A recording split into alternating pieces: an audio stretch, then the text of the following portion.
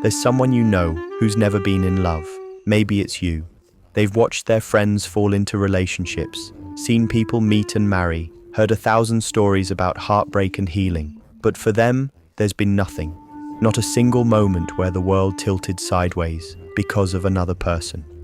And when someone asks about their love life, they smile and shrug it off with a joke. But inside, there's a question they've asked themselves 1,000 times in the darkness of their bedroom. What's wrong with me? She sits at a wedding, watching her best friend kiss someone who looks at her like she's the only person in the universe. Everyone around her is crying, moved by the beauty of it all. But she feels like she's watching a movie in a language she doesn't speak. She claps at the right moments, laughs when others laugh, but there's a glass wall between her and what everyone else seems to understand instinctively. Later, at the reception, someone's uncle will ask if she's seeing anyone, and she'll deploy the same practiced response she always does.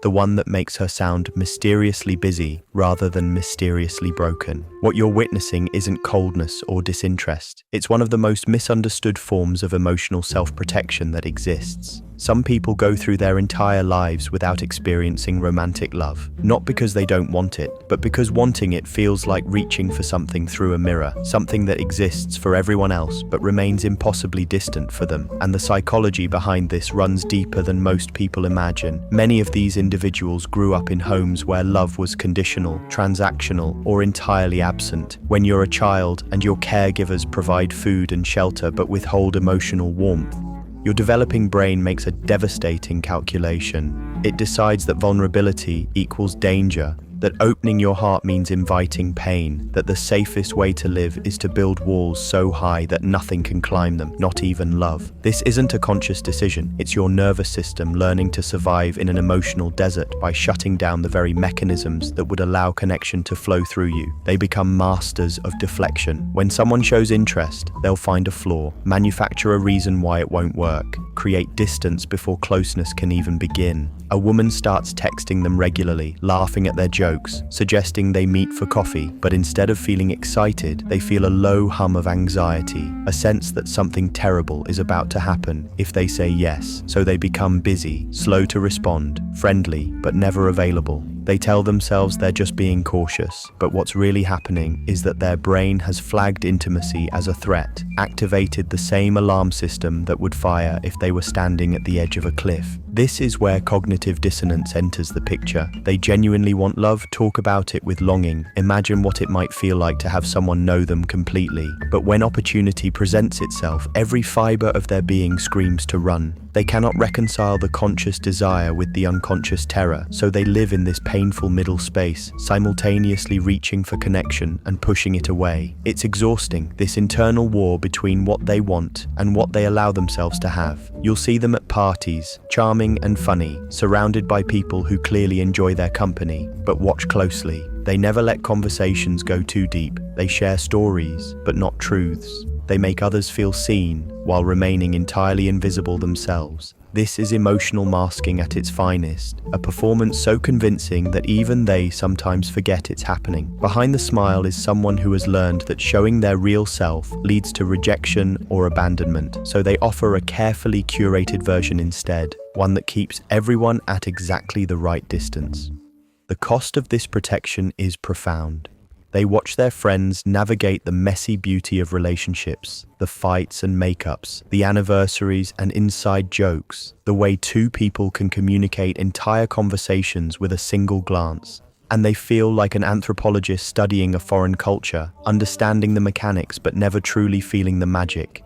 Some nights, the loneliness is so heavy it feels like drowning in air. They scroll through social media, seeing couples on vacation, engagement announcements, casual photos of someone's hand holding another hand, and each image is a reminder of the life they're not living.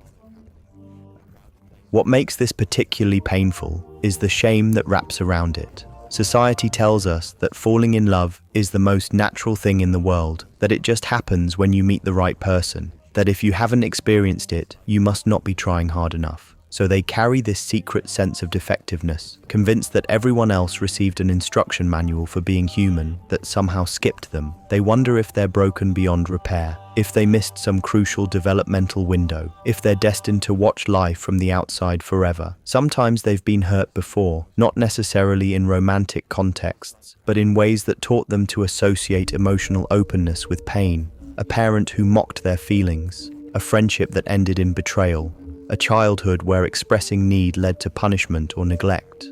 These experiences don't just create memories, they reshape the architecture of how we approach intimacy. The brain, trying to protect us from future harm, starts treating all emotional vulnerability as dangerous, even when the present situation is safe. Others have simply never had the opportunity to develop the skills that romantic love requires.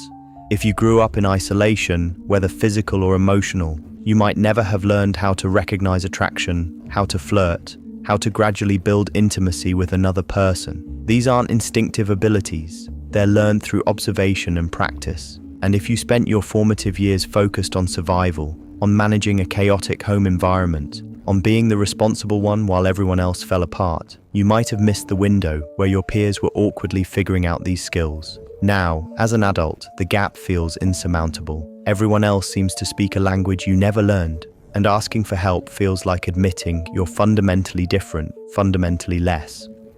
There's also a phenomenon where some people have constructed an identity around not needing love, around being independent and self-sufficient, around pride in their solitude. This identity becomes a fortress, and admitting they want connection feels like dismantling the very thing that's kept them safe. They tell themselves they're different, that they're above the messiness of relationships, that they've chosen this path deliberately. But late at night, when the defenses are down, they know the truth.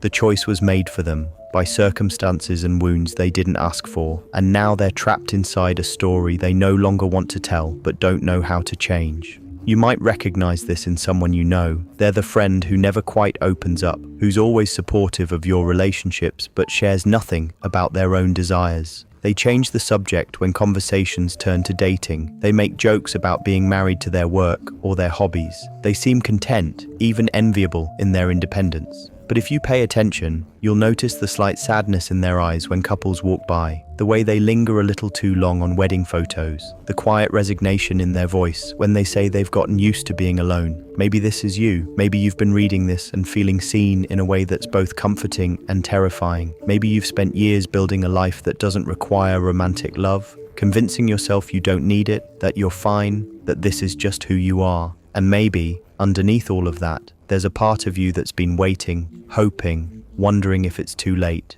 if you've missed your chance, if the walls you built to protect yourself have become a prison you can't escape. Before we move forward, I want you to sit with some questions. You don't have to answer them out loud. You don't have to write them down. You just have to be honest with yourself in this moment. When someone shows interest in you, what's the first emotion you feel? Is it excitement or is it fear? Can you remember a time in your childhood when expressing emotional need felt unsafe? Do you believe, somewhere deep down, that you're not worthy of being loved completely?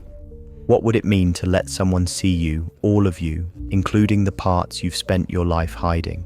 If you could talk to the younger version of yourself who first learned to protect their heart, what would you tell them? Are you waiting for permission to want love? And if so, from whom? What would your life look like if you believed that intimacy could be safe? These aren't easy questions, and you don't need to have answers right now, but asking them is the beginning of something. It's the first crack in the wall, the first moment of acknowledging that maybe, just maybe, things don't have to stay the way they've always been. If this resonates with you, I want to offer some gentle guidance. Start small. You don't have to jump into a relationship tomorrow. You don't even have to go on a date, but you can begin practicing vulnerability in safe spaces. Tell a trusted friend something true about how you feel. Share a fear instead of a joke. Let someone help you with something, even when you could do it yourself. These tiny acts of openness are training wheels for intimacy, ways of teaching your nervous system that connection doesn't always lead to pain. Consider talking to a therapist who specializes in attachment and intimacy issues. There's no shame in needing support to unlearn protective patterns that no longer serve you. These defenses kept you safe once. They were brilliant strategies created by a younger version of you who didn't have other options. But you're not that person anymore. You have more tools, more awareness, more agency. You can learn new ways of being. Notice when you're pushing people away, not to judge yourself, but simply to observe. When you feel that familiar urge to create distance, pause for just a moment and ask yourself what you're really afraid of. Sometimes the fear loses its power when you name it, when you drag it out of the shadows and look at it directly. And please, be patient with yourself. You're not broken for taking longer to open your heart. You're not less than others because love hasn't found you yet. You're someone who learned early that vulnerability was dangerous and you did what you needed to do to survive. That took incredible strength. Now you're learning something new, that maybe in the right circumstances with the right person, letting your guard down could be the bravest thing you've ever done. There's no timeline for this. There's no expiration date on the possibility of love. Some people find it at 17, others at 70. Some people think they've never been in love until suddenly, unexpectedly they are. Your story isn't finished. This chapter where you've been alone, where you've been protected and safe and isolated, it's just one chapter. It doesn't define the entire book. You deserve to be loved, not in some distant theoretical way, but really, fully, by someone who sees you and chooses you anyway. And more than that, you deserve to let yourself be loved, to lower the drawbridge, to trust that not everyone will hurt you the way you were hurt before. It won't be easy and it might not happen quickly, but it's possible. It's always been possible. The people who have never been in love aren't missing something fundamental. They're carrying something heavy, something they picked up long ago when they were too young to know they didn't have to carry it forever. And maybe, just maybe, it's time to start setting it down. You're not alone in this. You've never been alone in this. And whatever comes next, whatever small step you take toward opening your heart